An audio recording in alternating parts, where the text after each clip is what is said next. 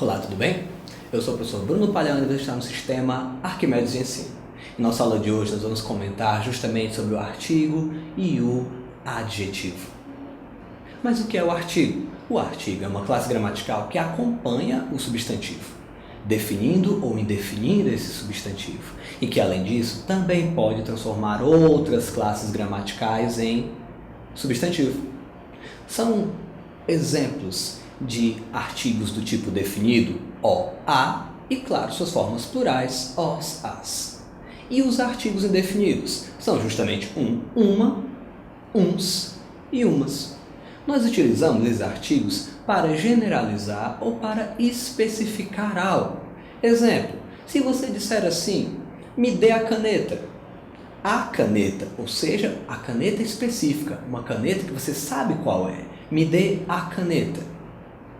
Definido. Utilizamos o artigo definido. Mas e se eu dissesse me dê uma caneta? Aí já estaremos utilizando o artigo indefinido e logo você está se referindo a qualquer caneta. Então perceba, ao dizer me dê a caneta, você usa o artigo definido para falar de uma caneta específica.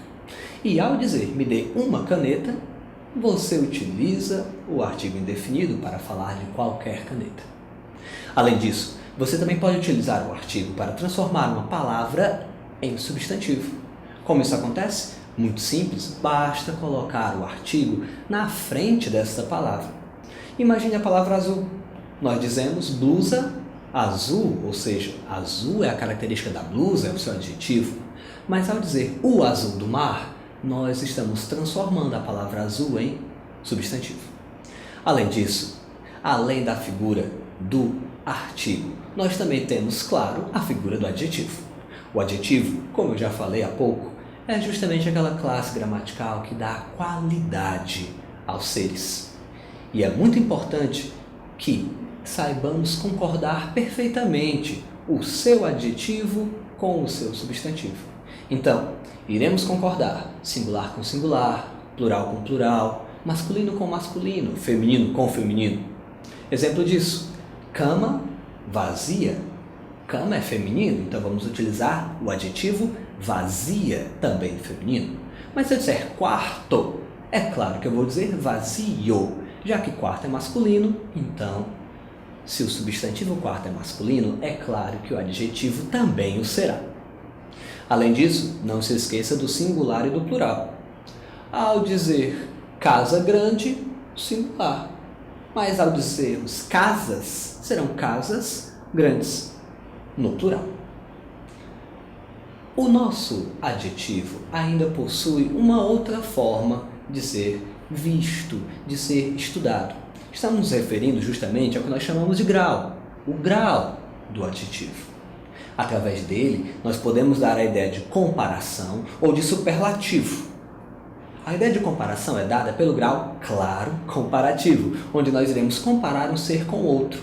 Teremos, por exemplo, o comparativo de igualdade, onde comparamos um ser com outro. Exemplo, Rebeca é tão esperta quanto Marília. Igualdade. Ambas partilham o mesmo adjetivo e na mesma intensidade. Também podemos utilizar o comparativo de superioridade ou de inferioridade. Aquela casa é maior do que a minha. Aquela casa é menor do que a minha. Comparativos de superioridade, maior que, e de inferioridade, menor que. Além disso, também podemos utilizar o que nós chamamos de superlativo. O superlativo pode ser absoluto ou relativo. No superlativo absoluto, nós simplesmente iremos indicar um adjetivo, dando quase sempre essa noção de intensidade. No superlativo relativo, nós iremos dar uma qualidade em relação a um grupo. Vamos a um exemplo primeiro de superlativo absoluto.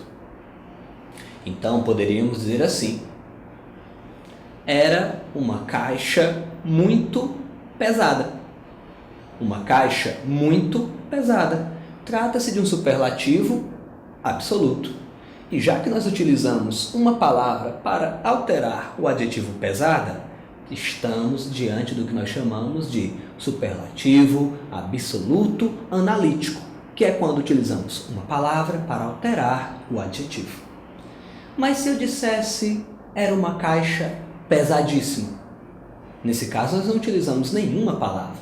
Ainda é um superlativo absoluto, mas não utilizamos nenhuma palavra para alterar a palavra pesada. Utilizamos um sufixo, íssima.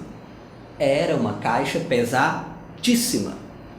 Quando modificamos apenas o final do adjetivo, estamos diante do que chamamos de superlativo absoluto sintético. Agora vamos ao relativo. Lembra que o superlativo relativo é aquele onde um indivíduo é comparado em relação a um grupo? Pois bem, basta dizer assim: Joana era a mais jovem da sala. Veja, comparamos Joana àqueles que estão na sala. Pode ser que Joana não seja realmente jovem, mas em comparação, em relação aos que estão na sala, ela o é. Ou seja, o superlativo relativo só é válido se considerarmos a relação dele com um determinado grupo. Por fim, nós temos o que chamamos de locução adjetiva. Locuções adjetivas são justamente a combinação entre uma preposição e um substantivo e que tem o valor também de um adjetivo. No lugar de dizer amor materno, o adjetivo materno, podemos utilizar a locução adjetiva de mãe. Preposição de mais o substantivo mãe. Um outro exemplo é, no lugar de conselho paterno, conselho de pai. De preposição, pai, substantivo, formando uma locução do tipo adjetivo. Não esqueça, os fóruns estão aí para tirar as suas dúvidas. Visite-os. Faça os exercícios. Até a próxima aula.